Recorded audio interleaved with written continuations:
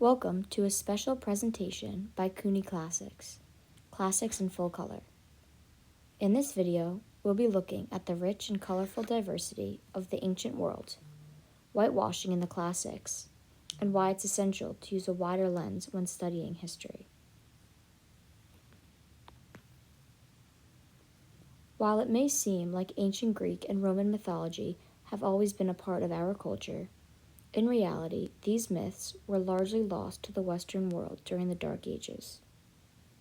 This was a time when most scholars belonged to the Church, and they solely wrote about and studied Christianity, almost always in Latin.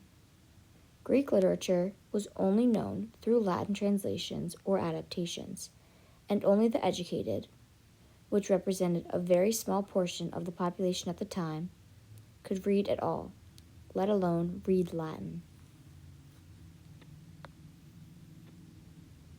The ancient texts of Greece were rediscovered during the Renaissance. The first translation of Homer's Iliad was by George Chapman in 1598. He was also the first to translate the Odyssey into English in 1616. Gradually, Greek mythology became intertwined with Western culture. Shakespeare would include many references to the classics in his works, as would John Milton, most memorably in his epic poem, Paradise Lost. But it is said that history is written by the victors. When the classics were adopted into the mainstream, it was through the lens of educated, elite classes, namely, white middle-class males. Their adaptations reflected their views, perspectives, and society at the time. In other words, the classics were heavily whitewashed. The depictions of ancient Greek gods, goddesses, and other mythological figures that followed in the succeeding centuries were distinctly non-Mediterranean in appearance, usually mirroring beauty standards of the time, which included fair skin, a full figure, and long, often red, hair, an especially uncommon feature among ancient Greeks. But the past influences the future, and the trend has continued even to the modern day. We are yet to see a major motion picture film based upon the ancient world of the Mediterranean that includes actors of that origin. Over time, the classics also influenced more than just our arts and literature. Classically styled architecture, terminology, and symbology were adopted by the most powerful institutions in society: education, government, and finance. With these adoptions and adaptations, the classics secured a firm association with the ruling classes in every part of society, and therefore, whiteness. Since the Renaissance, Western scholarship of the ancient world has focused mainly on the Mediterranean, minimizing or even outright excluding the influences, achievements, and contributions of nearby Asia and Africa, not to mention the rest of the world. To give you some context, that covers roughly this region on a world map. The very terms we use to divide up the globe, what is considered Eastern and Western, is based on viewing the Mediterranean as the center of the world. It is certainly true that the Roman Empire was one of the most dominant and powerful colonizers known throughout world history. At the height of its power, the Roman Empire's territories spanned as far east as India and as far north as England, and its influence is still seen within many aspects of our culture today. In our language, our nomenclature, our architecture, our cultural traditions, and even in our religions. But it is important to realize that the Romans were not the only ancient civilization, or the most advanced, and cannot be credited with creating this culture all on their own. Rather, it resulted from myriad peoples who made eclectic, diverse, and beautiful contributions.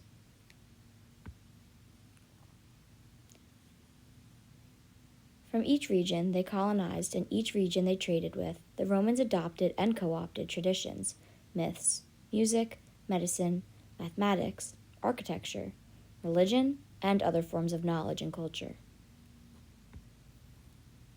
Queen McKee, an undergraduate at Wake Forest University, put it best.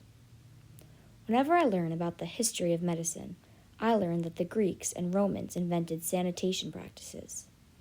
I learned that Hippocrates invented the standard of medical care, and no one else. But that's not true. I know that my ancestors and many people of color have made technological advancements, discoveries, and significant contributions to the field of medicine. In math classes, for example, Euclid and Pythagoras figure prominently, while contributions from Babylonia, Egypt, and Arab Islamic cultures are often overlooked. We continue to design buildings modeled after ancient Greek architectural genius that is often credited to the Romans.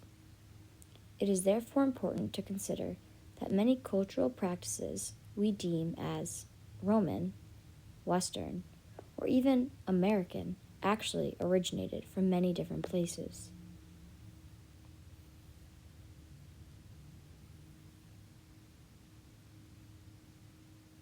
The most obvious example of this is the relationship between the Greek and Roman pantheons. Most Roman gods are simply reimaginings or straight-up renamings of older Greek gods. Yet, the Roman versions tend to be the ones we know. The place we most frequently see these names are in our solar system.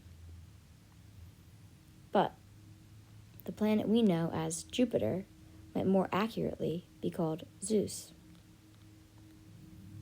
The planet Venus is really named after Aphrodite, and the same planet was known as Inanna, an ancestor of Aphrodite before that. Hermes, the swift-footed messenger god, became Mercury. Ares, the god of war, became Mars. And the list goes on. And on, and on, and on, and on. It can be argued that many holidays and customs existing today, which are considered intrinsically Christian or American, may have been influenced by ancient traditions. The timing of the Easter season is aligned with the pagan springtime, goddess Eostre, and holiday Ostara. Just as Athena was associated with the owl, Eostre was associated with the hare, which is why we have Easter bunnies now, even though rabbits do not lay eggs. The chicks, eggs, and flowers associated with Easter symbolize new life and the coming of springtime. Christians associate these Easter symbols with the new life of Jesus after his resurrection. The Catholic season of Lent adheres to periods of abstinence from food, drink, or both, which is also practiced by many other religions, such as in Islam's sacred observance of Ramadan. What we also know, that is, Christmas falls near the winter solstice and pagan holiday Yule, which was a marking of midwinter. Yule logs with candles and evergreen trees, such as pines, were used to decorate homes, to signify continuing life and light in the darkness. These ancient traditions echo today's Christmas decorations, evergreen trees with lights and wreaths. All Hallows Eve, which became Halloween, took its influence from Samhain, an ancient Celtic holiday that celebrated the harvest and the fading of the lights as winter approached. Samhain was usually held on the day that the cattle were brought down from their fields and slaughtered for the winter. Harvest fruits and vegetables and candles were used as symbols, which is why today we see carved pumpkins with candles. One of the reasons that Christianity and these holidays are so widespread today is because the Roman Empire adopted Christianity in its final era. An average Roman city would have been populated by people from all over the world: traders, preachers, soldiers, travelers, speaking many languages and practicing many religions, each bringing their own culture to the communities in which they lived. It is essential to point out the overlapping calendars, cultural observances, and traditions do not undermine the faith beliefs of different religions. But it is interesting to consider that certain aspects of some religions or cultures may have bled into or been borrowed or adopted from others. Because of these incorporations of traditions and cultures far beyond its borders into its own customs, in addition to its sheer geographical size and diversity, the ancient Roman Empire and the classical world it established was far more diverse and colorful than the version we tend to read about today. Many of the cultures the Romans dominated and borrowed from were more diverse and eclectic than we understand as well. This diversity even rang true within the time's mythology. Medea, one of the older Greek myths, first appears in Hesiod's Theogony around 700 BC. Medea is from Colchis, an island in the Black Sea, which the Greeks considered to be the edge of the earth. It is in present-day western Georgia. It was also described as a land rich with gold, iron, timber, and honey that would export its resources, mostly to ancient Hellenic city-states. The names of the Colchians was used as the collective term for early Carthavelian tribes, which populated the eastern coast of the Black Sea in Greco-Roman ethnography. According to Greek and Roman sources, between 70 and 300 languages were spoken in Colchis. It had a diverse population. Colchis was not the only culture to influence what we now call the classical world. Aphrodite, one of the oldest and most important goddesses in both ancient Greek and Roman religions, is a bit of an anomaly. And it's highly likely that she wasn't originally Greek either. The Romans called Aphrodite Venus and named the brightest planet in the sky after her.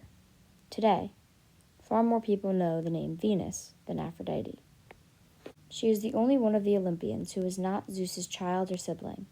In fact, she has no parents, and it is said that she was born of Uranus's severed genitals after they were thrown into the ocean by Cronus, somewhere near Cyprus, and emerged from the sea full-grown. This mythology seems to have developed over centuries and within a variety of cultures. Aphrodite shares similarities with a number of Near Eastern goddesses, such as Sumerian Inanna and her later Akkadian manifestation Ishtar, as well as Oshun, a fertility goddess of the Yoruba people in modern-day Nigeria. Inanna, who may well be an earlier version of Aphrodite, was worshipped in Sumer, the earliest known civilization in southern Mesopotamia, modern-day Iraq. They too associated her with the planet we now know as Venus. She was the goddess of love, war, fertility, beauty, sex, divine law, and political power. The same goddess was later known by the Sumerians and Akkadians, Babylonians, and Assyrians as Ishtar. Oshun, another influential figure to Aphrodite, is a deity of divinity, femininity, fertility, beauty, and love, goddess of sweet waters and protector of the river Oshun. Dionysus, the god of wine and merriment, was also a later addition to the Greek pantheon. It is said that Hestia, who the Romans named Vesta, goddess of the hearth, gave up her place on Mount Olympus to Dionysus on his arrival. Dionysus is labeled a foreigner and is believed to have arrived after the other Greek gods. In Greek mythology, Dionysus hails from the mountainous district of Nysa. There is some debate about where this region was located, but modern-day Ethiopia, Egypt, and the Red Sea, Libya, and India are all possibilities. Nysa was the traditional place where the rain nymphs, the Hyades, raised the infant god Dionysus. According to Herodotus, the Egyptian god Osiris is Dionysus. He claims that the name and worship of Dionysus, including the phallic procession, were introduced to Greece from Egypt. The practices were undoubtedly foreign and, therefore, could not possibly have originated in Greece. They must have come from Egypt, where similar traditions existed. Cleopatra, for example, who we think of today as one of the most iconic ancient Egyptians, was not even Egyptian. Neither were her family members, who had ruled Egypt for generations. In fact, She was one of the only people in her lineage to speak and write Egyptian. Cleopatra was born in Alexandria, Egypt, in 69 BC, the second daughter of Ptolemy XII. Her family were of Macedonian Greek ancestry and even part Iranian, Persian, African. And her family, the Ptolemaic dynasty, had taken power in Egypt during the Hellenistic period, after the conquests of Alexander the Great, and many sources say that Cleopatra's mother was Ethiopian. In what is possibly the most perfect metaphor ever to have existed, it is only recently, through highly advanced scientific methods that use ultraviolet technology, that archaeologists and classicists have begun to realize that the majority of ancient statues that were presumed to have been white had actually, originally, been brightly painted. European replications of these Greco-Roman masterpieces have traditionally been rendered in alabaster and other white marble, further perpetuating a standard of whiteness as representing beauty and intellectualism.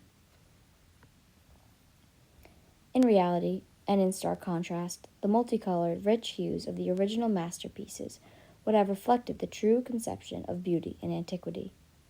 Recreating these vibrant paints and dark metal veneers teaches us about the way people actually looked at the time. We hope that this presentation has illuminated the fact that it's not so easy or accurate to put people in boxes. The same holds true for cultural practices, gods, myths, and traditions.